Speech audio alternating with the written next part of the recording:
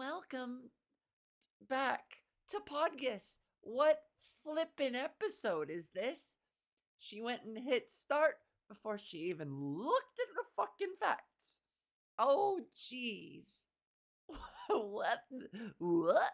Okay, where is it? What episode? 134? 135? Huh. 135. Boy, what a start.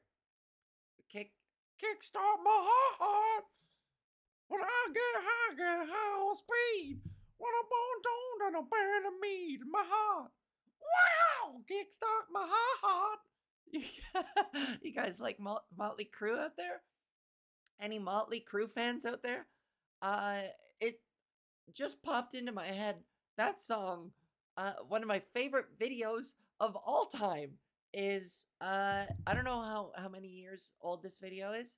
I don't know how many years old this video is, but it's a video of Motley Crue performing like a more, I don't know how whatever.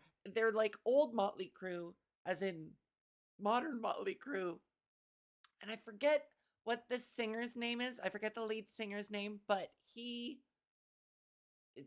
it's like captioned to what he's singing, and it's not the lyrics. It's like, when I get chonk on a butt. And even though the captions aren't the lyrics to that fucking song, Kickstart My Heart by Motley Crue, it's a live performance, by the way. Boy, I'm really butchering the ever-living fuck out of this. But, okay, let me start again. It's a recent live performance of Motley Crue, and it's captioned phonetically, as in like whatever the person who captioned it in a funny way of what they heard, what they thought the lead singer was singing, and like it sounds like he's singing those words when he's like, "When I get a honk on a bot." It's, oh man, I gotta find it. Oh my god, I gotta fucking find it now. Uh, Kickstart. Oh yeah, if I move at all, this umbrella is gone, dude. Yeah, there it goes. I gotta pin it against my back. I gotta pin it against the chair with my back, and I can't move. Look what I've done. Guys, just you wait. When this podcast takes off, I'm going all the way to Silver Spoonville, baby. We're gonna fucking take this podcast to the top. I'm always gonna keep this umbrella just for sentimental value, but like, wait till you see what Rich Gifts looks like. Okay, Kickstart My Heart. Oh man, we're gonna reach live performance captions funny. Yeah, there it is. Okay, I'm laughing already. Oh, poor guy. The lead singer, I don't know who the lead singer of Motley Crue is. Dare I look that up too? Lead singer, Motley Crue. Oh, this fucking umbrella. Vince Neil. Yeah.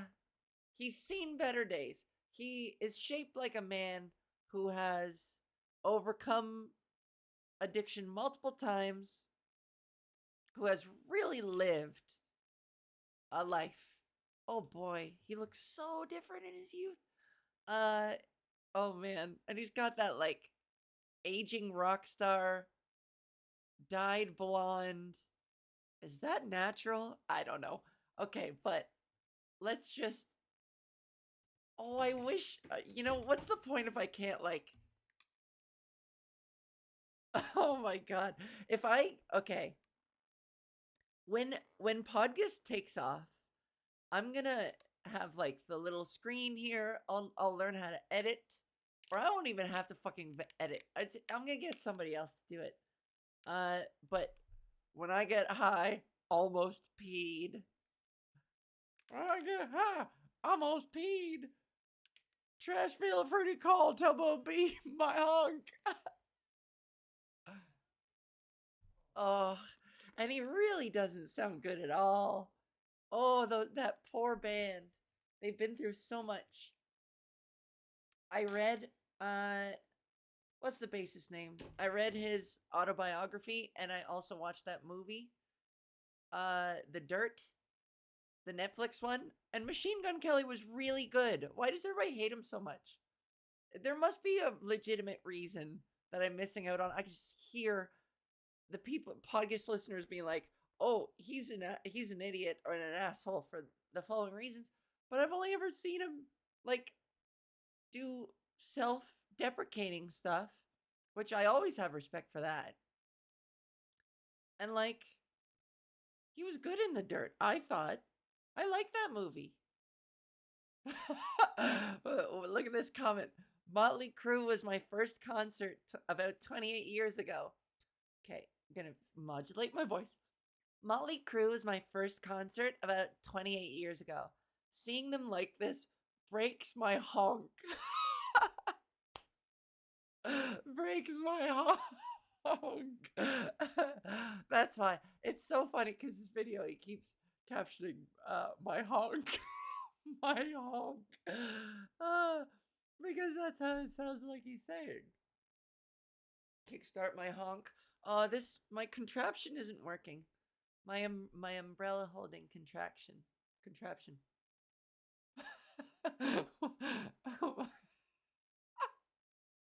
One of the captions is Big Mac 103.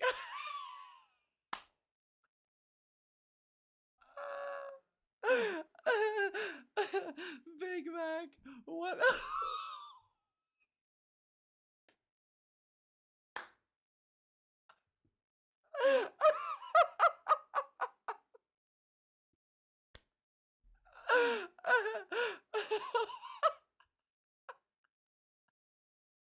Why is that so funny to me?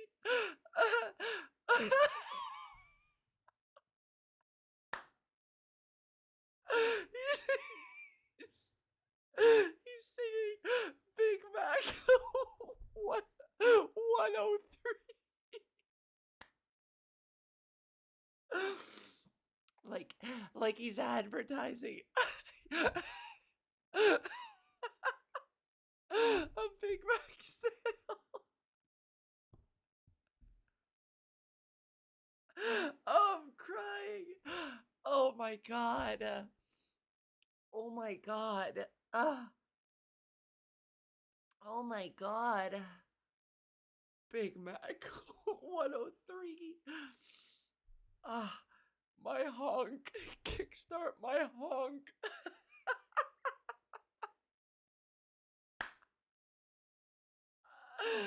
Okay, guys. Oh, man.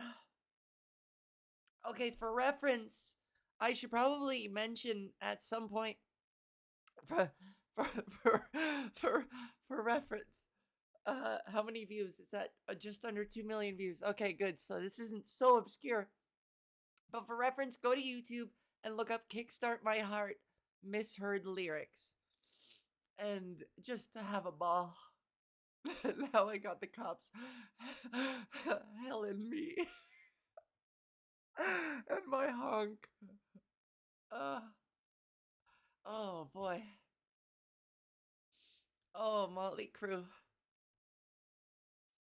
Oh man. I gotta watch this after I'm done. When I get high, almost peed. Big Mac 103.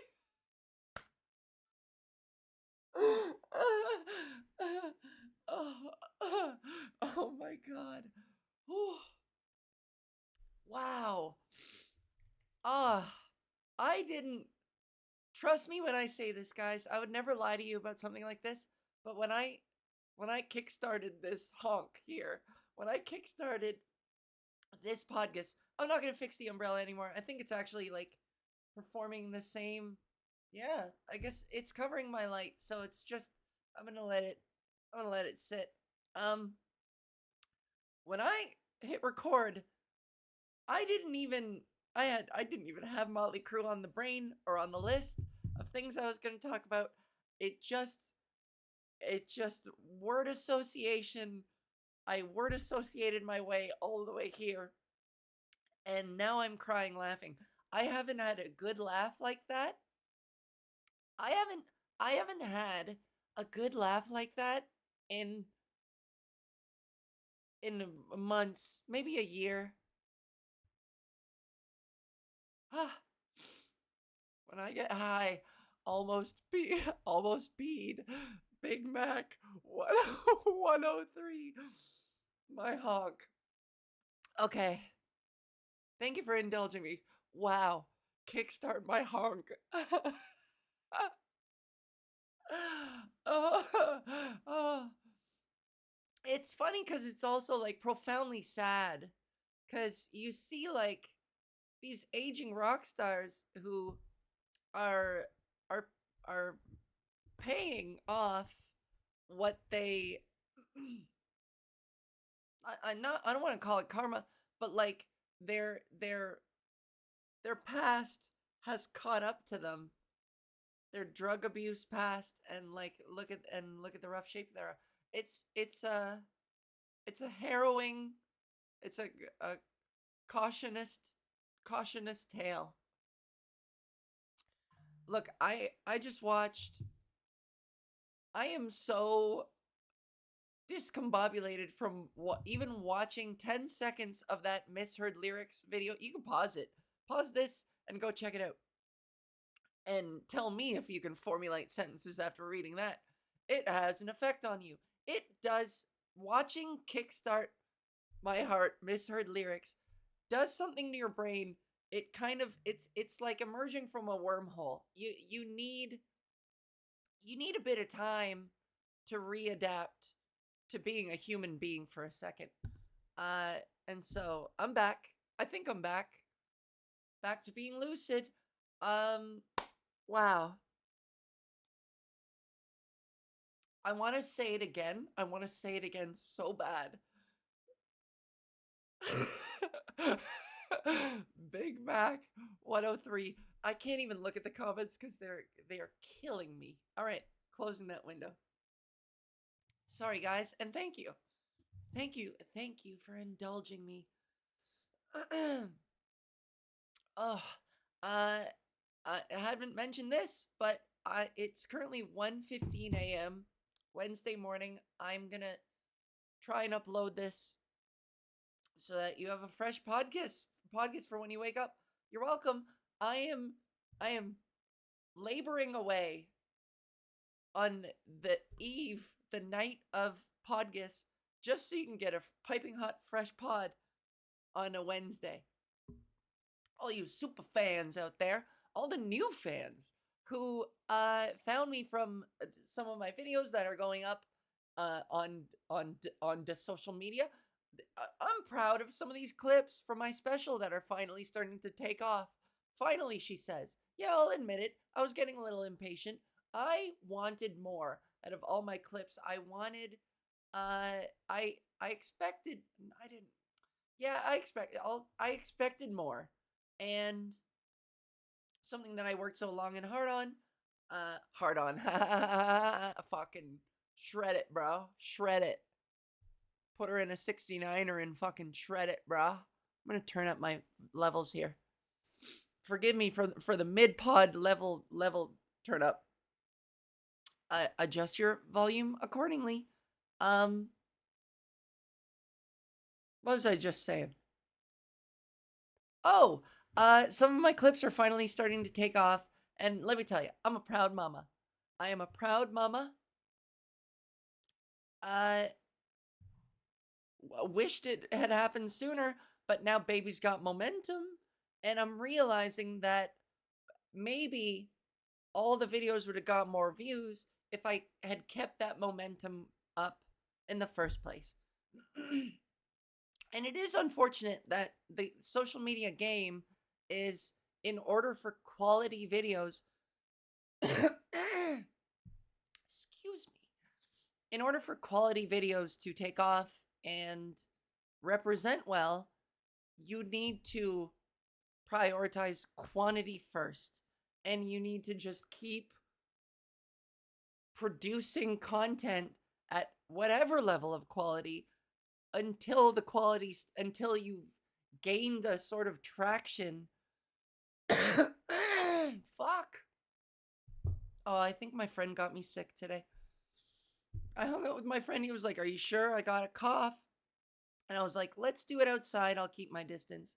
And I'm worried I'm not going to last all... How many rounds of boxing? 12? I'm not going to last all 12 rounds with you guys.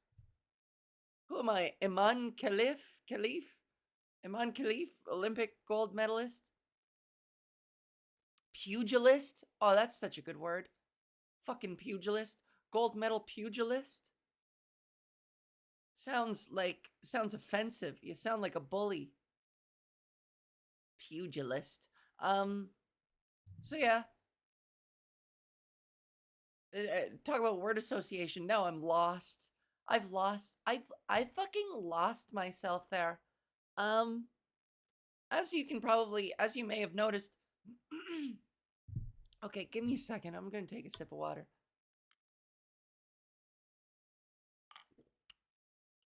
Jeez Louise.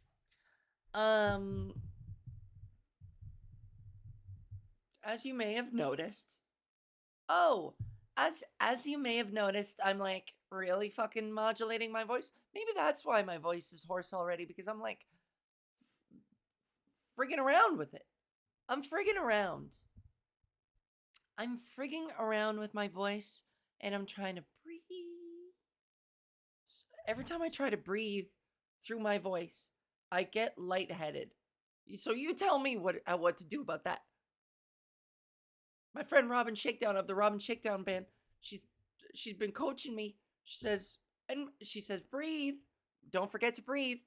Well, what if I pass out? This breathing thing is making me pass out. That's how you know. That's how you know your vocal feminization is doing well, when you come to on your kitchen floor. That's how you know you were doing real good. That's how you know you passed out like a lady would.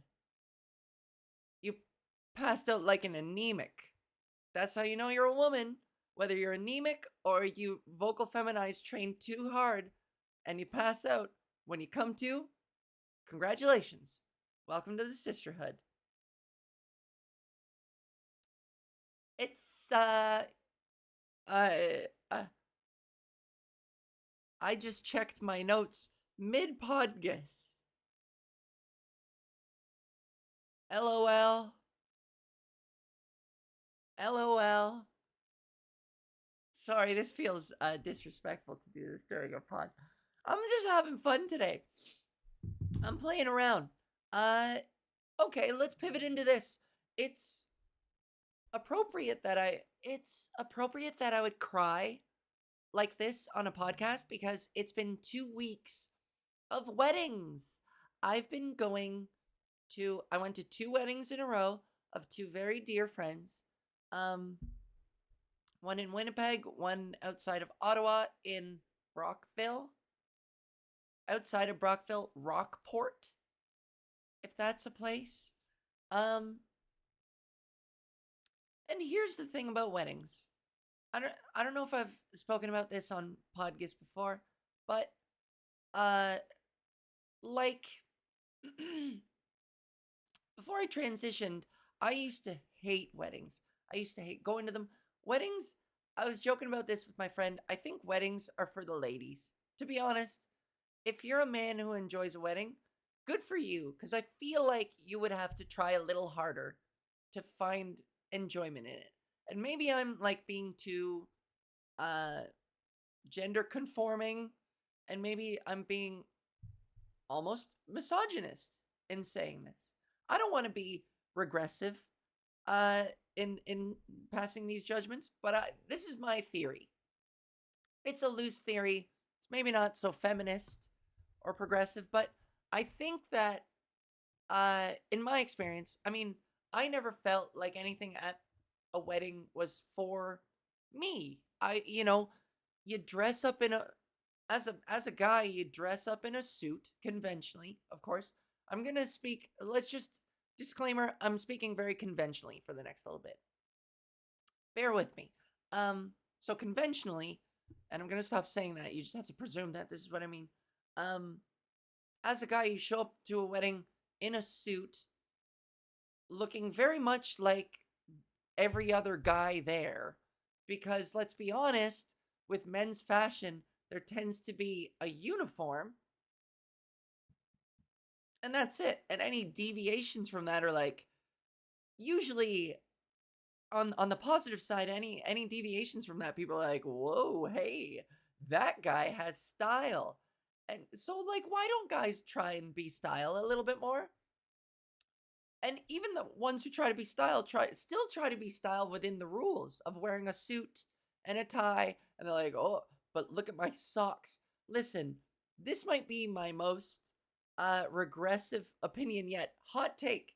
If you're a guy that's like super into socks, I kind of feel pity for you. I kind of feel bad because it feels like you are clinging to the smallest, most out of sight, out of the way piece of clothing that it's almost a pathetic rebellion against convention to be like, yeah, I snuck these socks in.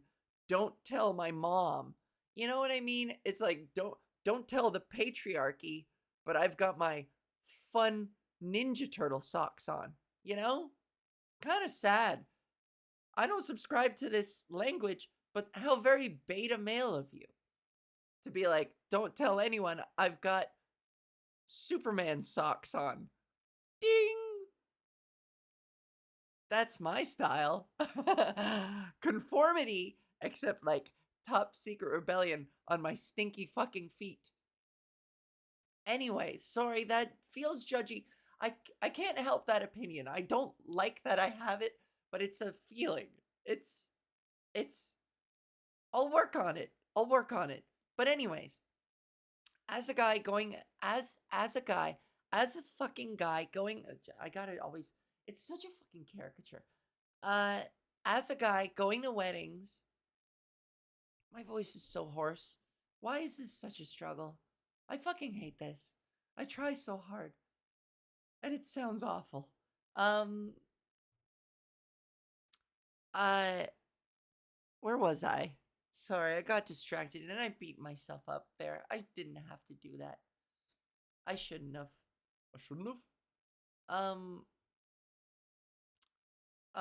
fucking. Now I'm distracted. Fun story. One time I was driving with my friend. Sometimes, you know, when like, a verbal, I guess it's a stim. I guess kids are calling it a fucking stim now. But you know when like I've talked about this before, when like an audio thing that someone said or you heard on TV one time like very distinctly sticks in your head. One time I was driving with my friend and I forget what we were talking about, but we were talking about something that I would not have done, and the way I said I wouldn't have sounded like I was one of the Beatles. Like I was from Liverpool. I was like, I wouldn't have. And then he repeated it. He imitated me back to me and went, I wouldn't have. And then I went, I wouldn't have. And henceforth, every once in a while, whenever I hear the words I wouldn't have, I think, I wouldn't have. Anyways, back to the so first of all, fashion for men. You show up. I'll speak personally. I would show up to these weddings, and you know, as a guy, you're just kind of there for others, and that's not a bad thing. It's nice to do things for others, and that's a lesson that I ought to remember from time to time. I wonder if I'm a selfish human being. I don't have children. I live my life very much by my own whims, and I'm not accountable to anybody but myself.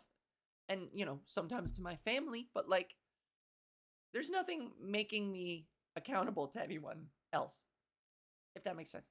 I can't stay on fucking track. This is bad. This attention span problem that I have is, it's distracting. it's a struggle, but we're gonna do this. We're gonna do this. I'm gonna finish my fucking point. So not only fashion, but you're just kind of You're an appendage. Like, the women get to wear all these beautiful gowns and dresses, and when they see each other, they're like, "Oh my God, you look so beautiful. You look so darling. Oh, look," and they're all taking pictures, and the guys are just kind of there, you know. Again, speaking conventionally and from my experience, the men are just kind of there to accompany the women, and and the fucking jokes at weddings I've always hated. And some of them, I'll be honest, I still loathe. They like make me shake to my they quiver to my core at how bad they are. The cliche. Now this, no, I still have a problem with it. I was going to say I had a much worse problem back then. Maybe it's slightly improved because now I like weddings, and overall the experience just makes me like forgive this joke a lot more than I used to. But I used to fucking hate the happy wife, happy life joke because, and all the subcategories of that joke, all the related ones that are like, the fucking best man goes up there and he's like, "Hey, bro, always remember, uh, your happiness doesn't matter. It's all about her now. There goes your freedom."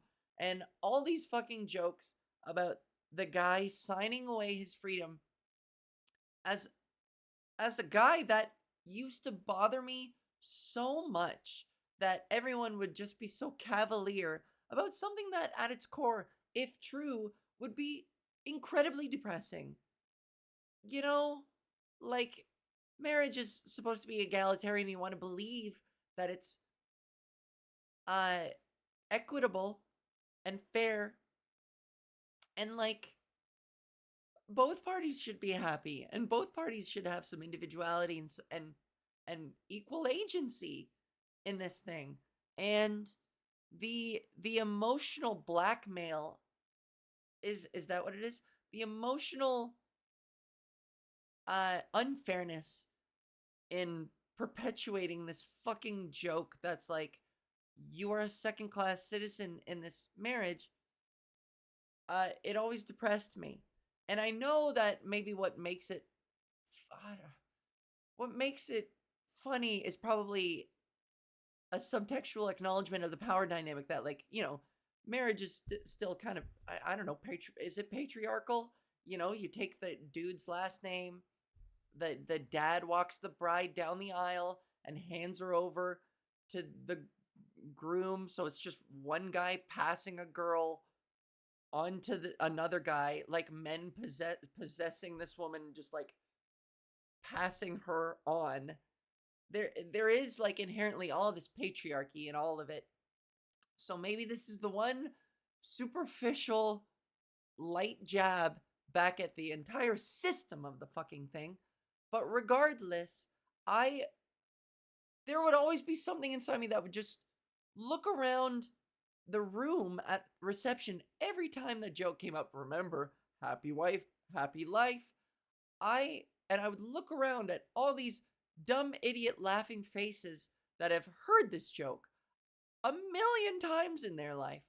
It's not a new joke.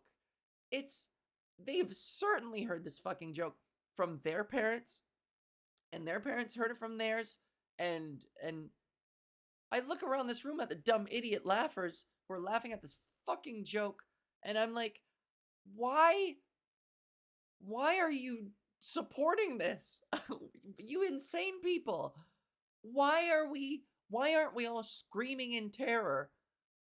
Why aren't we tearing apart the the the fucking centerpiece on this table in anger and fury at what a tragedy it would be to emotionally to gladly enter into this emotional blackmail dynamic, presumably for the rest of your life, to enter into a covenant of emotional abuse. Uh, it just used to bother me, and I know as a comedian, I'm sure some of you are thinking, Ava, as a comedian, why are you taking this joke so incredibly seriously? And I don't. I don't, I was gonna say I don't know, but I think I do. Jokes still identify or try to acknowledge some truth, at least to the teller.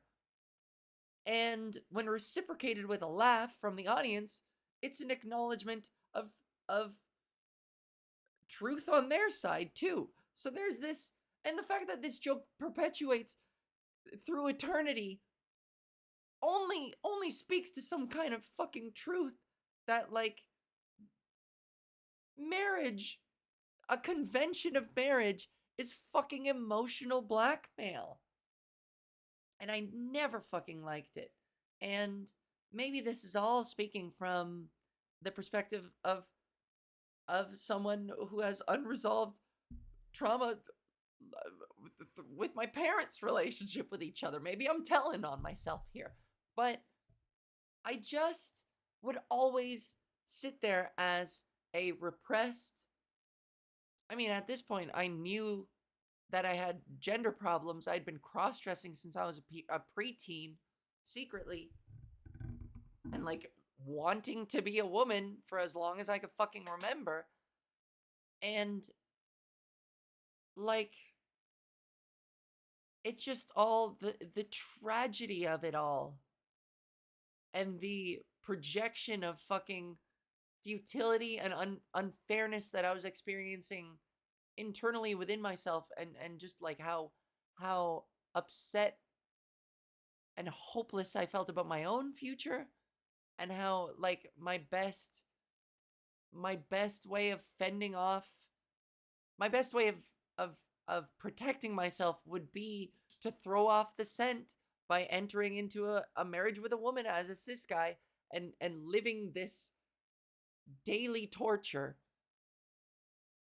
It all of it. I just wanted to scream. I've always wanted to scream at the whole ball and chain fucking jokes, because that is not the way it should be. And for everyone to laugh at it every single time as an acknowledgement of some sort of truth to it, just upsets me. It really shouldn't be like that.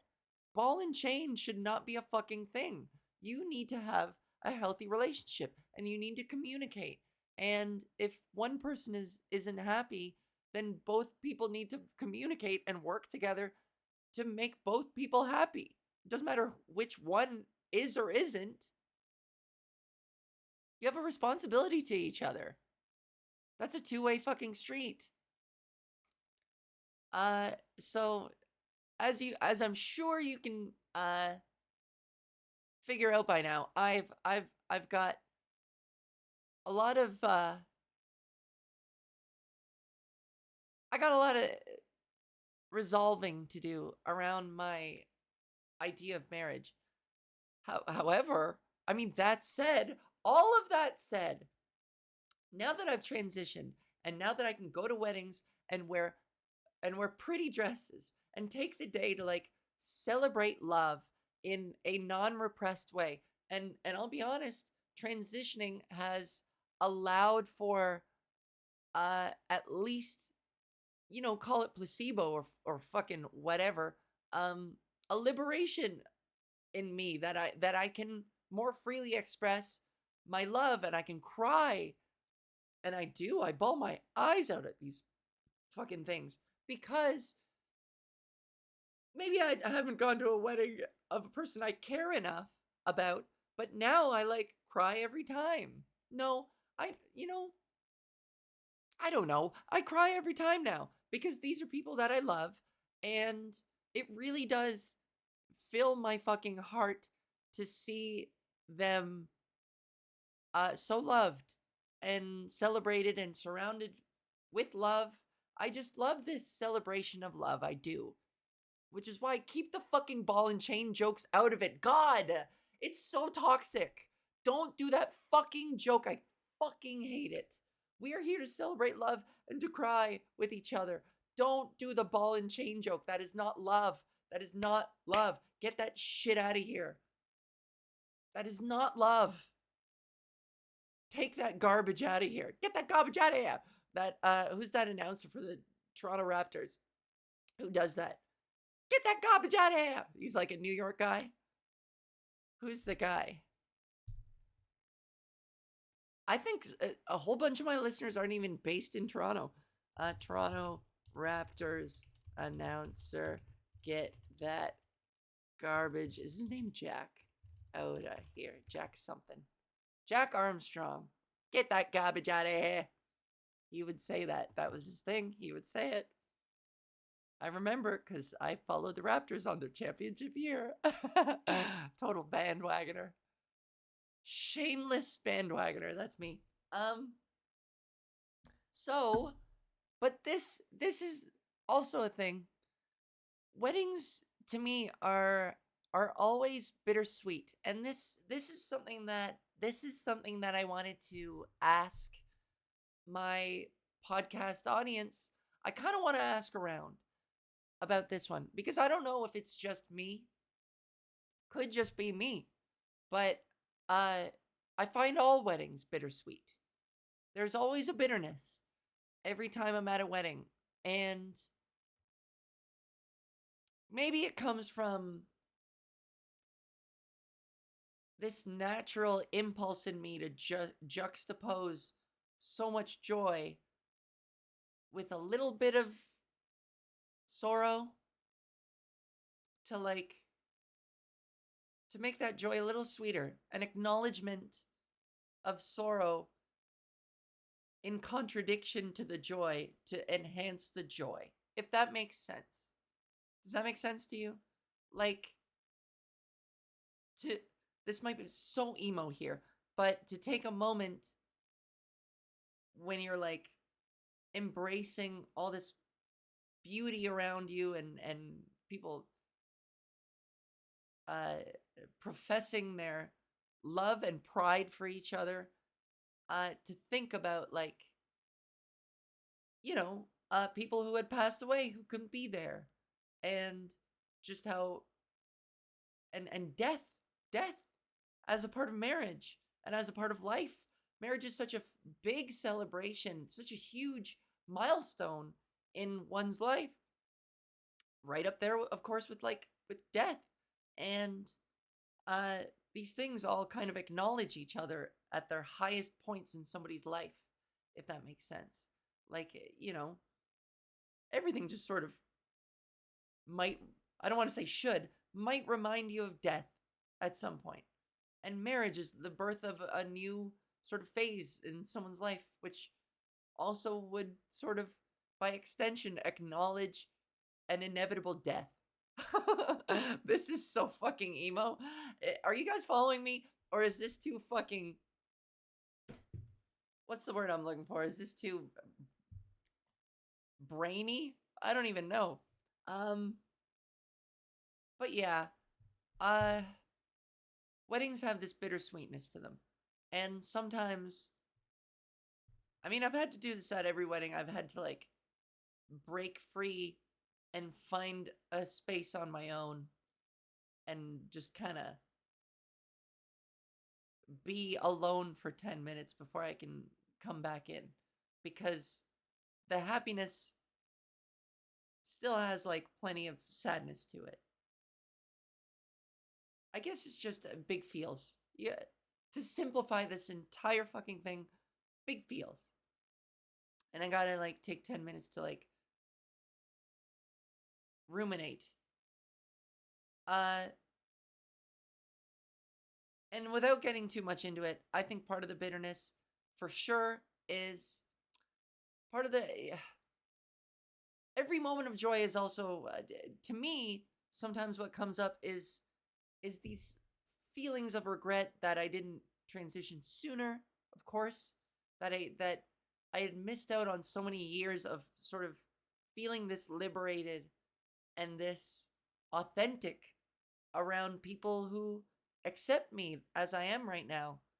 And it just always hits a little bit, there's a little bit of that pain that's God, the wasted years, the acknowledgement of the wasted years. And on top of that, my romantic life, without getting into it, is complicated. It's not easy. And being at a wedding and seeing uh being almost always, like one of the only single people that showed up alone. I go to these weddings alone, and everybody's got a plus one. Uh, yeah, there's that. There's that. When is it my turn feeling? You know. Uh, I'll stop there because I don't want some of you forming any kind of parasocial relationship with me or to read too much into my personal life. That's as personal as I think I should get here. Before I move on, so you tell me. That's what I'm getting at. If you are the type to give me feedback on my podcasts, if you want to put a comment underneath, our weddings, attending weddings, is it a source of, is it bittersweet for you, or is it all joy? Like, it must be bittersweet. I think when you're having such a joyful time, there there is a a counter effect to that sometimes you're just so emotional that there's an acknowledgement of sorrow, just to kind of like not only balance in a moment and then to enhance the joy in another. Is this poetry snaps? Am I speaking any kind of language? Or am I tripping, bud? Am I tripping? It is currently 1:43 in the morning. Um, am I? Oh, Ava, you're so deep. Yeah. Love, loss, family, loneliness, commitment, partying, aging, all of these things. So, whatever your bitterness is at a wedding, I mean, don't you feel some kind of like, doesn't your brain just kind of like throw one of those things at you sometimes that's like, you're getting old? It just pops into your head out of nowhere. You look around you and you're like, you're aging. Everyone is aging. You're aging, or partying. You're like, yeah, yeah. Love, loss, family. Any hurt in regards to family, companionship? Perhaps a plus one, a mate that you've gone to weddings before, and it like triggers memories of them, and it didn't work out or something. I'm right. I feel right. Oh my god, this, I totally forgot about this. So this one is also very specific to me, but part of the bitterness as well. Oh boy, this is a big one. I can't believe I forgot, but I'm glad I took this note. Um, I'm just gonna read it. Uh, Part of it is the difficulty I have imagining myself in a wedding gown. Maybe walking down the aisle with my dad, and even meeting someone to begin with who I'd have there all witnessing me as a bride, even meeting someone to begin with, yeah, meeting a partner to begin with, and who I'd have there all witnessing me as a bride. And it's all of this is a feeling I want to have deep down. I think it would be amazing. I would love that for myself, but it's still, I'm afraid of it all, and I'm uncomfortable imagining it, and that hurts. And I don't know what I need to get over that, but the idea of my dad walking me down the aisle is a tough one to wrestle with, because I'm still, maybe I'm still a baby trans to my family, and I'm not quite uh there yet. where it's like an inherently acknowledged womanhood to my parents. Maybe I'll always be their little boy. And so what would that feel like walking down the aisle with my dad? Would we ever get there where it would just, I don't know. That's between me and my dad. And for the record, my dad is amazing and he's super lovely and he's doing his best. Don't let him hear this, please. I'll figure it out. We'll figure it out. There's probably a lot of work I got to do on my part to reach out. I think they're all doing their best. It just takes courage. I think imagining myself in a bridal gown is just like,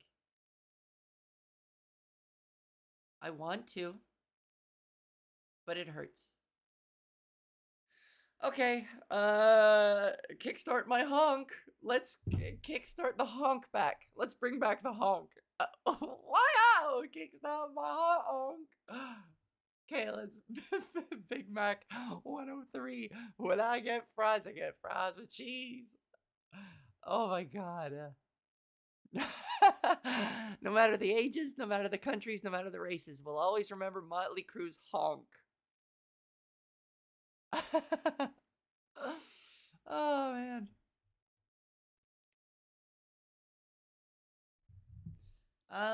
Yeah, weddings are fun. Good stuff. What else? Oh, I did this. This was a super fun show. I'll tell you guys about this show. It was called, is it the Blackout Festival? Blackout for my Americans out. Blackout. I did the fucking Blackout anniversary show. I did the Blackout anniversary show. And what it is in Toronto 20 years ago, I remember this. There was a great big blackout, huge blackout. I forget what caused it, but the power went out. Oh, my butt is so sweaty and I'm sitting on it. Ugh. I'm gonna sit on my hands. This isn't helping at all. Sitting on my hands, idiot. What did you think that would do?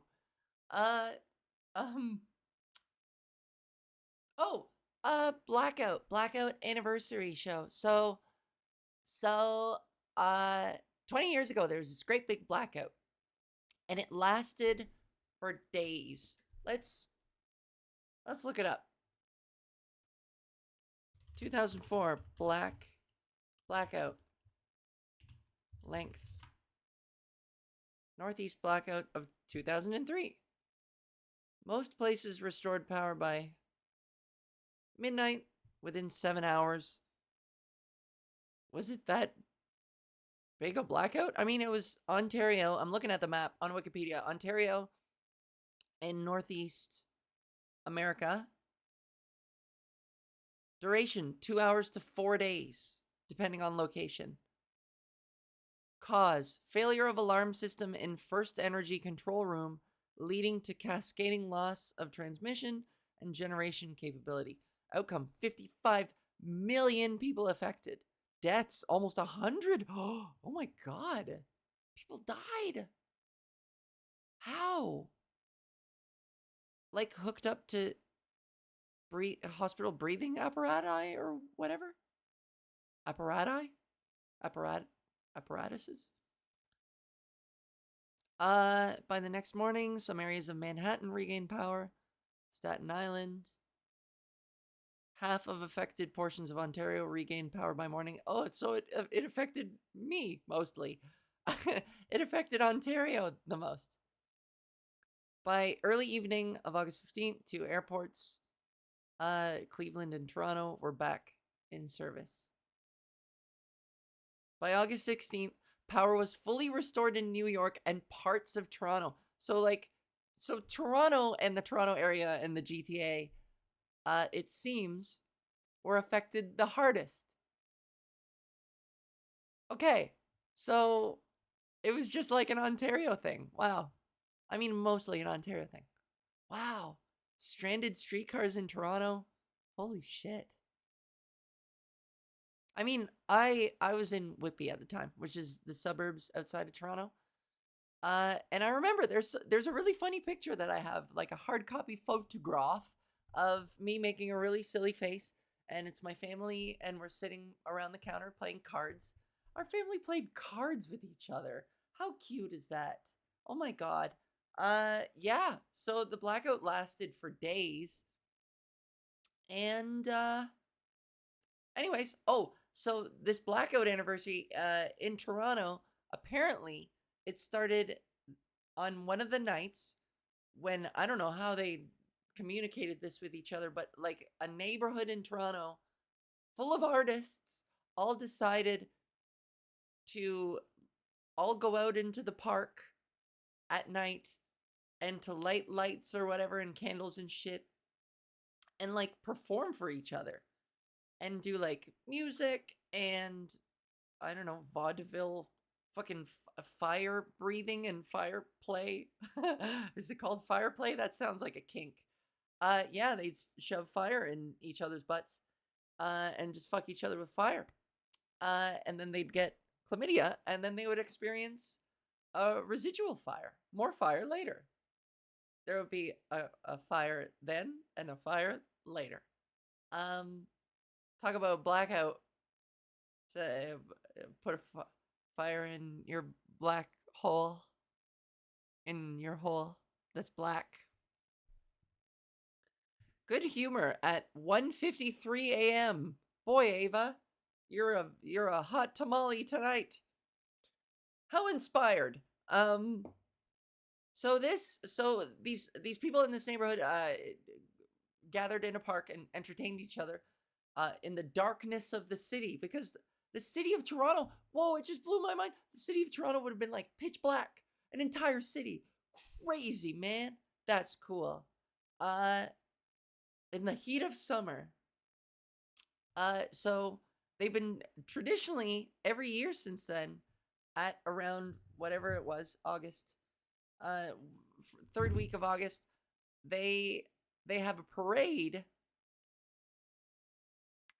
The third week of August, they have some kind of a parade, and they the parade concludes at this park, and then they entertain each other. And now it's like organized, and there's a guy Michael, that I corresponded with, who booked the thing, and he reached out to me and he booked me to do this, and it was funky. It was really cool. I showed up I showed up to the park, and I was so confused because it was empty, and it was dark and empty, and I was like, what kidnapping scheme did I just walk right into? Fool me twice, shame on me, you know? I was pretty concerned. I was like, I think I'm gonna die. I think I got fooled, and I'm gonna die. But within minutes, I heard it was like a Dr. Seuss. It was like How the Grinch Stole Christmas, where, oh, I put my ear out. Oh, hark, what's that? And I heard the bangaloshing of bangaloshes, and the tweedling of tweedsters, and the horn gumming of horn gums, and the bing bangle of a bangle horn snatch, and the toot tooting of a Tootlemeyer brown, and the tuba tubing of a horn tube. I wish I was better at improv. This sucks. I'm really not fucking nailing it. And the bingle bangle of a bangle clank.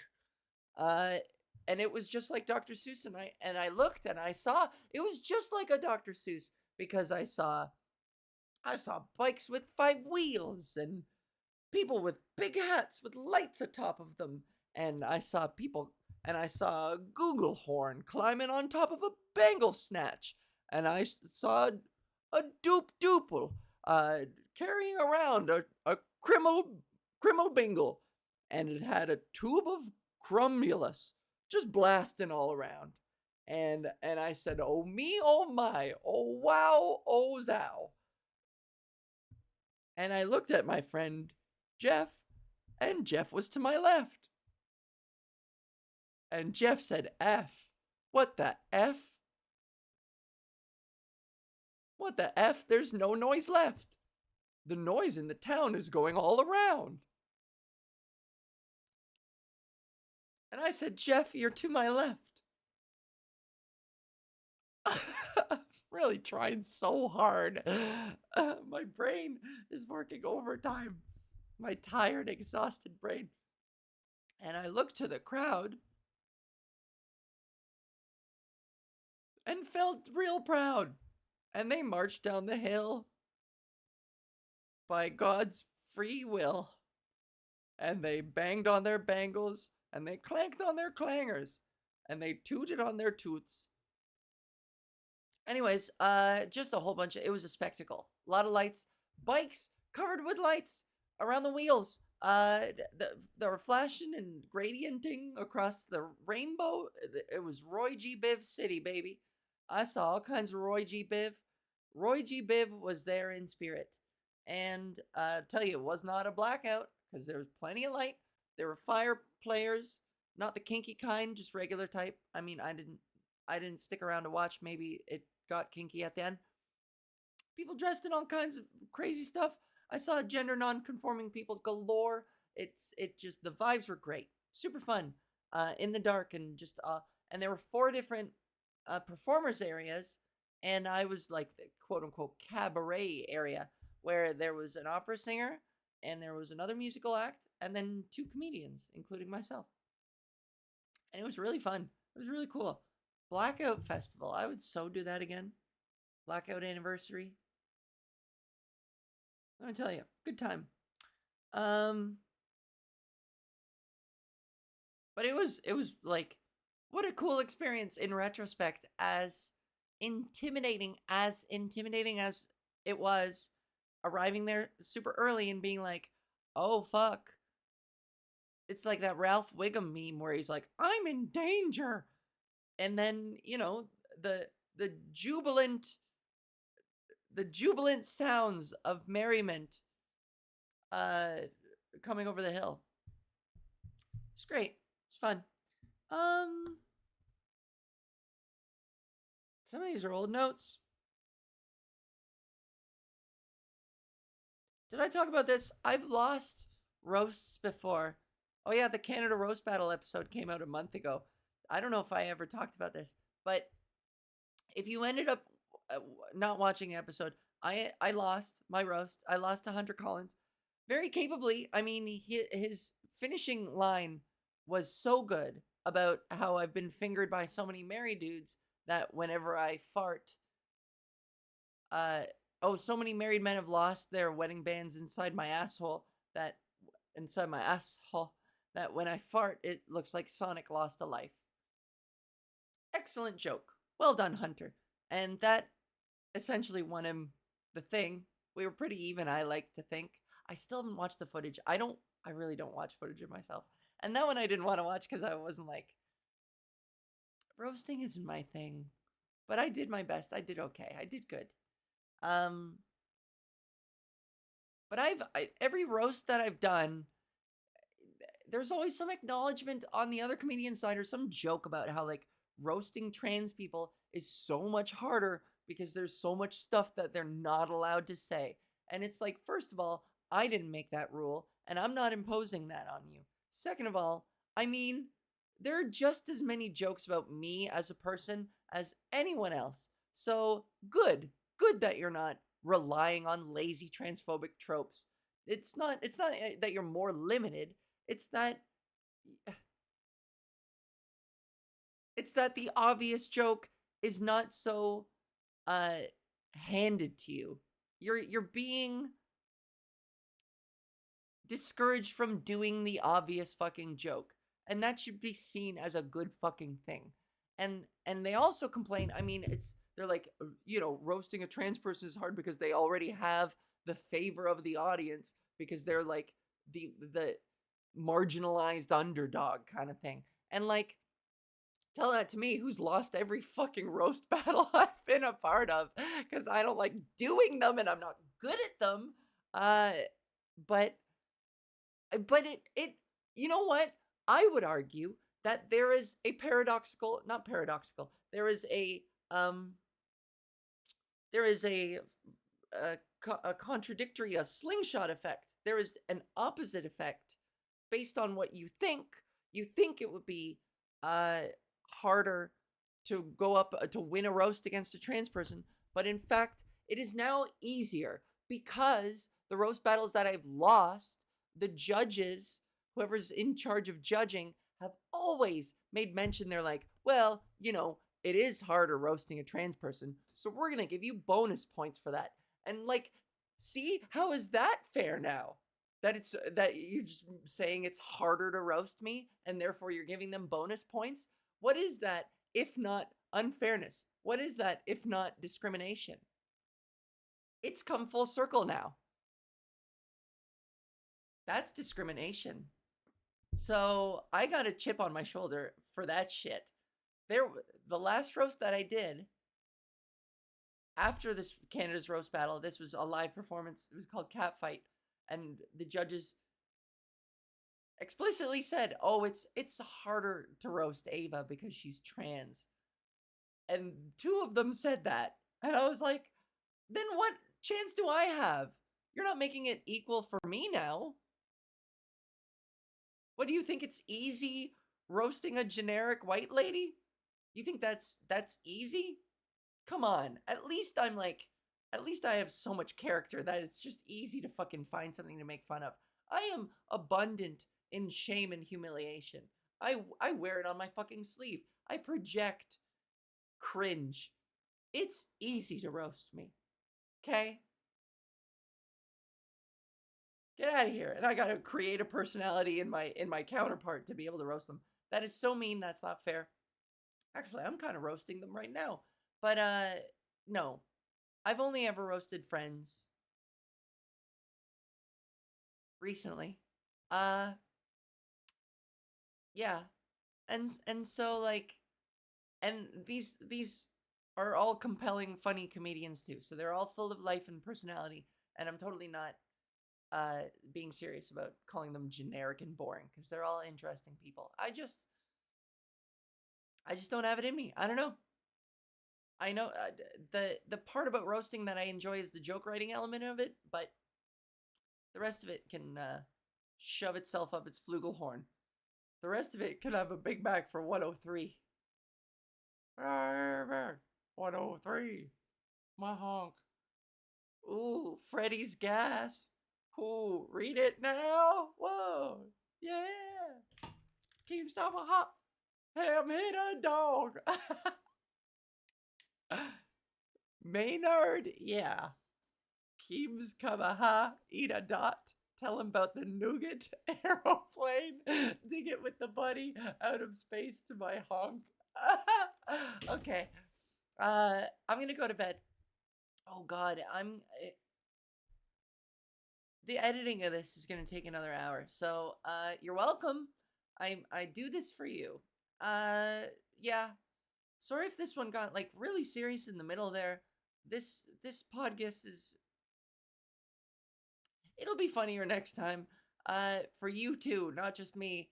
I won't laugh till I cry at something that only I can fucking see, and then tell you to go watch later, and then get really serious about concepts of loneliness and love and aging and death. I'll stay away from that stuff for next time. Okay. Oh, we did the before I go, yeah. I I did the stream of my special. Thank you all if you're watching this or listening to this. Thanks for coming to that. Thanks for watching. I might post, that might be the thing that kicks off my Patreon that I keep talking about doing someday. Uh there might be a Patreon at some point, and if there is, that will be the thing to kick it off. So, uh Thank you guys so much for listening and watching and paying attention and fucking bearing with me. And I'm gonna pass out now because I breathed too hard. Okay, good night or good day. Have a good day. Have a good time. Blow on your flugelhorn and kickstart my honk. My honk. Kickstart my Big Mac 103.